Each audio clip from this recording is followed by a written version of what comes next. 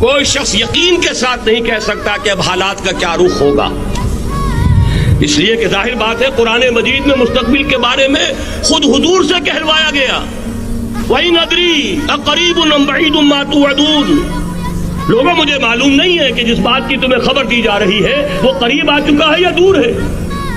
وَإِنْ أَدْرِي لَعَلَّهُ فِتْنَةٌ لَكُمْ وَمَتَاعٌ إِلَىٰ حِينٍ۔ اور میں نہیں جانتا، ہو سکتا ہے اللہ کچھ اور مہلت دے دے تمہیں، اور کچھ اور آزمائش جو ہے اس کے لیے تمہارے لیے کوئی اور مہلت عطا فرما دے، ہو سکتا ہے۔ تو میں بھی کسی دعوے سے نہیں کہہ رہا، لیکن دو امکانات ہیں۔ امکان نمبر ایک کیا ہے؟ ابھی عالم اسلام کا ایک سالڈ بلاک ہے جو یہودی ورلڈ آرڈر کی نگاہوں میں کھٹک رہا ہے۔ میں کھٹکتا ہوں دل یزداں میں کانٹے کی طرح، اگرچہ ان کی اسٹریٹجی کیا ہے، ایک ایک کر کے ان کے حصے بکھرے کر کے تیا پانچا کرو۔ ابھی وہ بلاک کون سا ہے؟ ایران ہے، افغانستان ہے، پاکستان ہے، اور روسی ترکستان سے آزاد ہونے والی جو ریاستیں ہیں، یہ ایک سالڈ بلاک۔ یہ عجمی مسلمان عربی نہیں، عربی گئے، یہ نوٹ کر لیجئے، اس لیے کہ عربوں کو اللہ نے فضیلت دی تھی، محمد ان میں سے تھے صلی اللہ علیہ وسلم، یہ رتبہ بلند بلا جن کو مل گیا۔ لیکن ساتھ ہی اللہ نے دھمکی بھی دے دی تھی سورہ محمد میں، ان تتولوا یستبدل قوما غیرکم، اگر تم پیٹھ دکھا دو گے اس مشن کو جو ہم نے تمہارے حوالے کیا ہے، تمہیں ہٹائیں گے، کسی اور کو لے آئیں گے۔ اور یہ بات ہو چکی ہے 13ویں صدی عیسوی میں، 1258 میں جب سقوط بغداد ہوا ہے، عربوں کے ہاتھ سے عالم اسلام کی قیادت چھین لی گئی، معذور کر دیا۔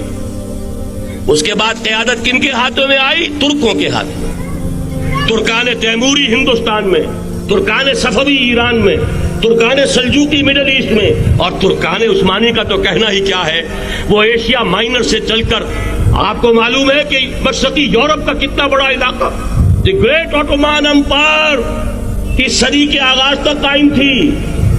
اس صدی میں عجیب عجیب معجزے ہوئے ہیں۔ گریٹ آٹومان امپائر جو 3 بر اعظموں پر محیط، نام و نشان ختم۔ The great U S S R, نام و نشان ختم۔ اب تو روس صاحب ایک ملک کی حیثیت سے رہ گئے۔ یہ اس صدی میں دو اور وقت نہیں ہے میں اور آپ کو کیا بتاؤں، اس صدی میں تو بڑے بڑے عجیب عجوبے ہوئے ہیں، بڑی بڑی 2 عظیم جنگیں ہو چکی ہیں، تیسری جو ہے سر پر کھڑی ہے، دور نہیں ہے، جس کو حدیث میں کہا گیا ہے الملحمۃ العظمی، تاریخ انسانی کی عظیم ترین جنگ، اور وہی صلیبی جنگ جس کا آغاز بوسنیا سے ہو چکا ہے۔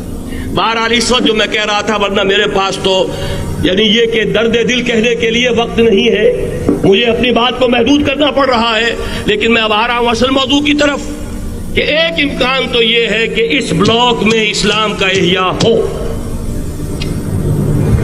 اور اس کے لیے کچھ نویدیں بھی موجود ہیں احادیث نبویہ میں۔ وہ تو آپ نے سنا ہوگا اقبال کا شعر، میرے عرب کو آئی ٹھنڈی ہوا جہاں سے، میرا وطن وہی ہے، میرا وطن وہی ہے۔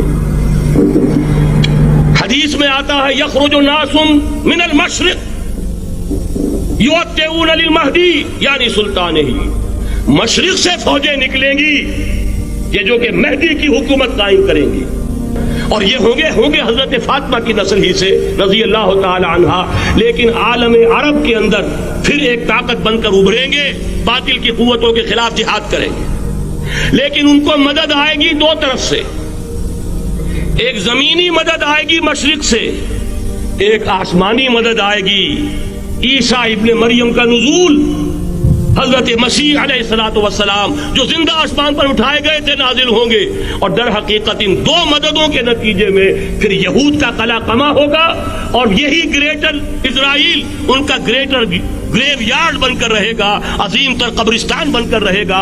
اس کی بڑی واضح حدیثیں موجود ہیں، اس کی بڑی تفصیلی خبریں موجود ہیں، یہ احادیث کی کتب کے اندر، بدقسمتی سے ہماری اس کی طرف توجہ نہیں۔